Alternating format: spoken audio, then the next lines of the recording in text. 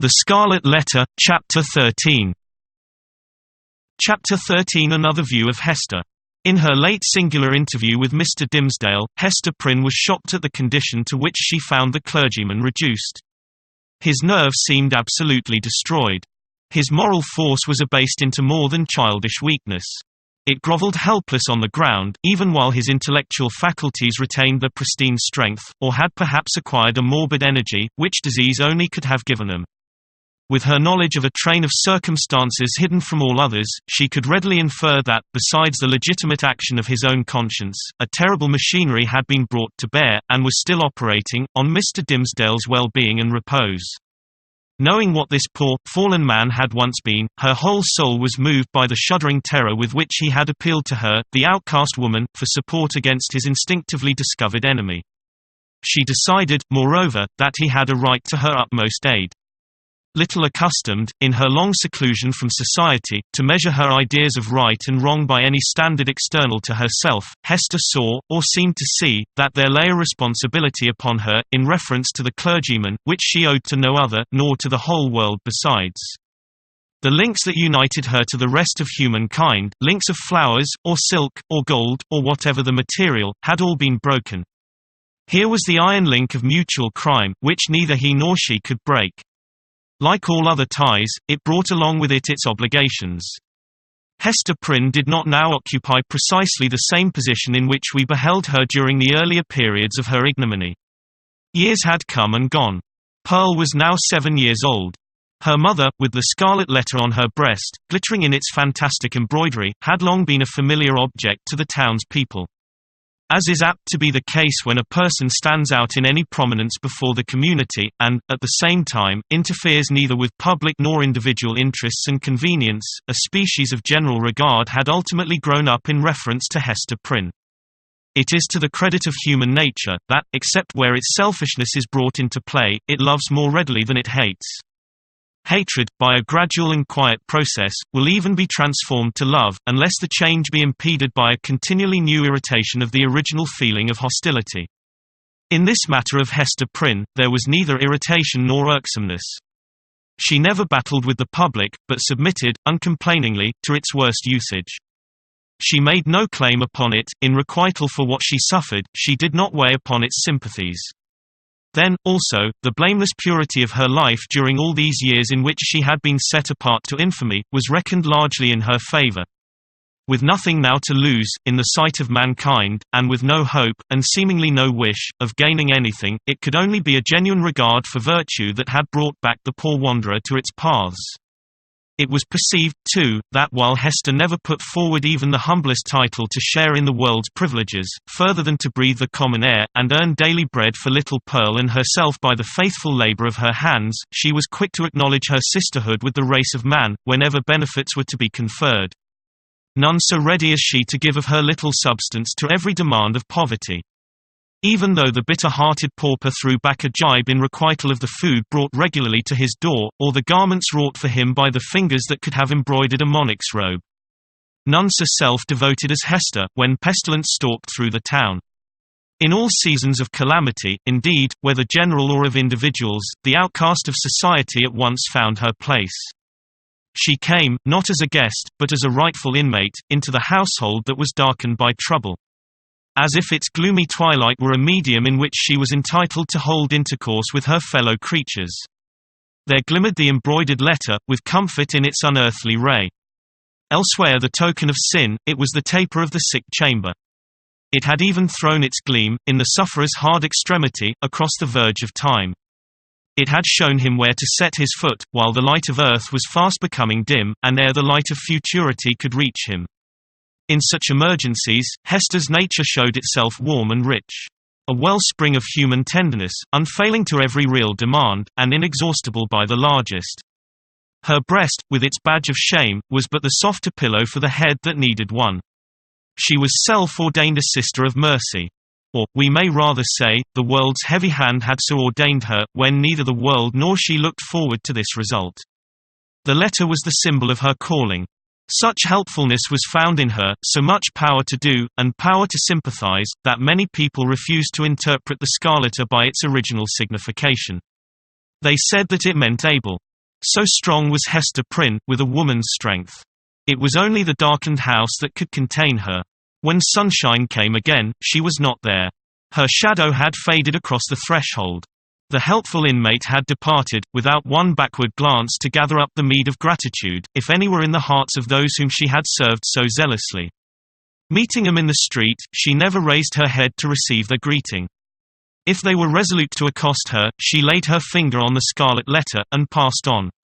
This might be pride, but was so like humility, that it produced all the softening influence of the latter quality on the public mind. The public is despotic in its temper.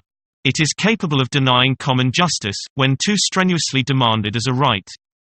But quite as frequently it awards more than justice, when the appeal is made, as despots love to have it made, entirely to its generosity. Interpreting Hester Prynne's deportment as an appeal of this nature, society was inclined to show its former victim a more benign countenance than she cared to be favoured with, or, perchance, than she deserved. The rulers, and the wise and learned men of the community, were longer in acknowledging the influence of Hester's good qualities than the people. The prejudices which they shared in common with the latter were fortified in themselves by an iron framework of reasoning, that made it a far tougher labour to expel them.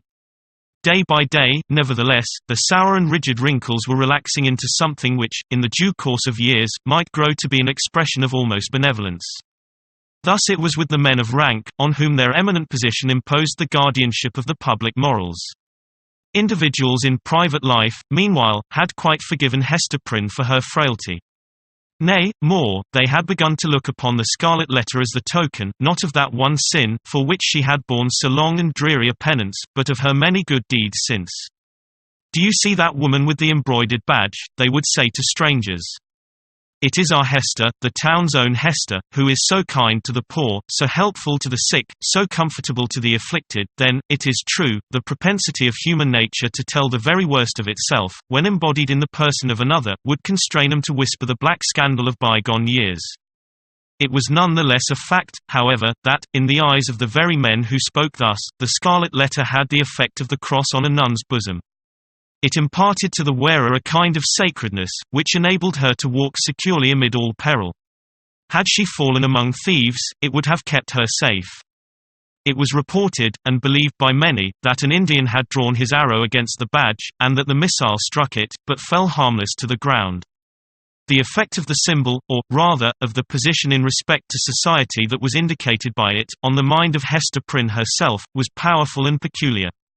All the light and graceful foliage of her character had been withered up by this red-hot brand, and had long ago fallen away, leaving a bare and harsh outline, which might have been repulsive, had she possessed friends or companions to be repelled by it.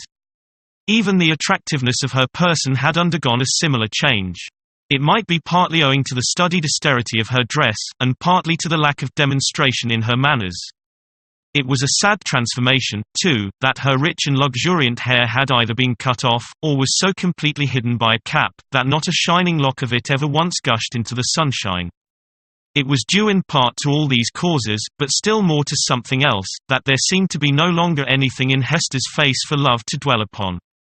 Nothing in Hester's form, though majestic and statue-like, that passion would ever dream of clasping in its embrace, nothing in Hester's bosom, to make it ever again the pillow of affection. Some attribute had departed from her, the permanence of which had been essential to keep her a woman. Such is frequently the fate, and such the stern development, of the feminine character and person, when the woman has encountered, and lived through, an experience of peculiar severity. If she be all tenderness, she will die. If she survive, the tenderness will either be crushed out of her, or, and the outward semblance is the same, crushed so deeply into her heart that it can never show itself more. The latter is perhaps the truest theory. She who has once been woman, and ceased to be so, might at any moment become a woman again if there were only the magic touch to effect the transfiguration. We shall see whether Hester Prynne were ever afterwards so touched, and so transfigured. Much of the marble coldness of Hester's impression was to be attributed to the circumstance, that her life had turned, in a great measure, from passion and feeling, to thought.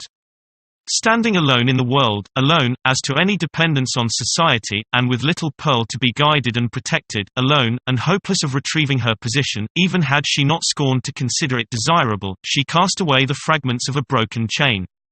The world's law was no law for her mind. It was an age in which the human intellect, newly emancipated, had taken a more active and a wider range than for many centuries before. Men of the sword had overthrown nobles and kings. Men bolder than these had overthrown and rearranged, not actually, but within the sphere of theory, which was their most real abode, the whole system of ancient prejudice, wherewith was linked much of ancient principle. Hester Prynne imbibed this spirit. She assumed a freedom of speculation, then common enough on the other side of the Atlantic, but which our forefathers, had they known it, would have held to be a deadlier crime than that stigmatized by the Scarlet Letter. In her lonesome cottage, by the seashore, thoughts visited her, such as dared to enter no other dwelling in New England.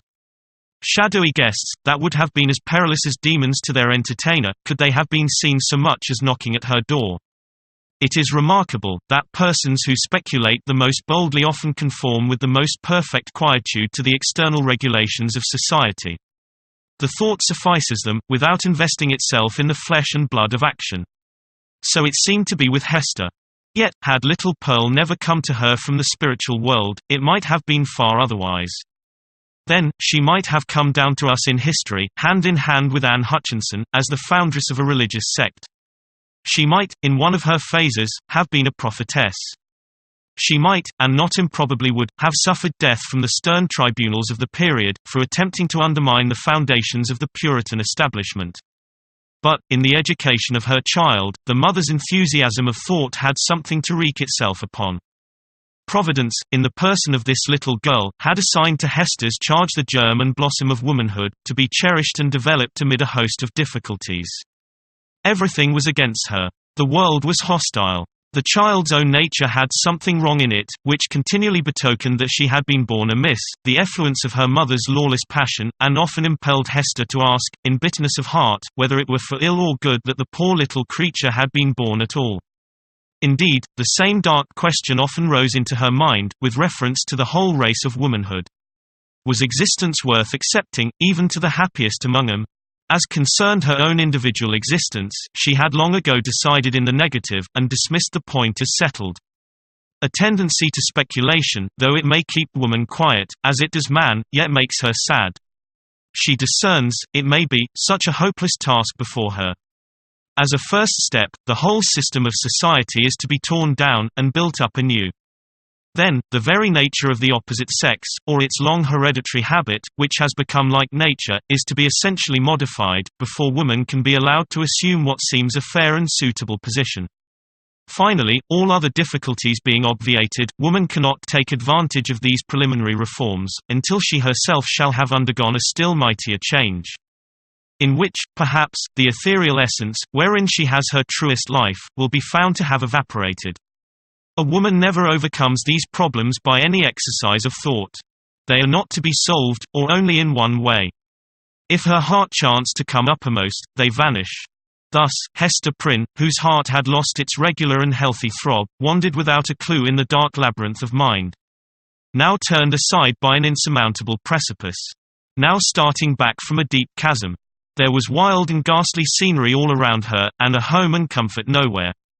At times, a fearful doubt strove to possess her soul, whether it were not better to send Pearl at once to heaven, and go herself to such futurity as eternal justice should provide. The Scarlet Letter had not done its office. Now, however, her interview with the Reverend Mr. Dimsdale, on the night of his vigil, had given her a new theme of reflection, and held up to her an object that appeared worthy of any exertion and sacrifice for its attainment. She had witnessed the intense misery beneath which the minister struggled, or, to speak more accurately, had ceased to struggle. She saw that he stood on the verge of lunacy, if he had not already stepped across it. It was impossible to doubt, that, whatever painful efficacy there might be in the secret sting of remorse, a deadlier venom had been infused into it by the hand that proffered relief. A secret enemy had been continually by his side, under the semblance of a friend and helper, and had availed himself of the opportunities thus afforded for tampering with the delicate springs of Mr. Dimsdale's nature. Hester could not but ask herself, whether there had not originally been a defect of truth, courage, and loyalty, on her own part, in allowing the minister to be thrown into a position where so much evil was to be foreboded, and nothing auspicious to be hoped. Her only justification lay in the fact, that she had been able to discern no method of rescuing him from a blacker ruin than had overwhelmed herself, except by acquiescing in Roger Chillingworth's scheme of disguise. Under that impulse, she had made her choice, and had chosen, as it now appeared, the more wretched alternative of the two.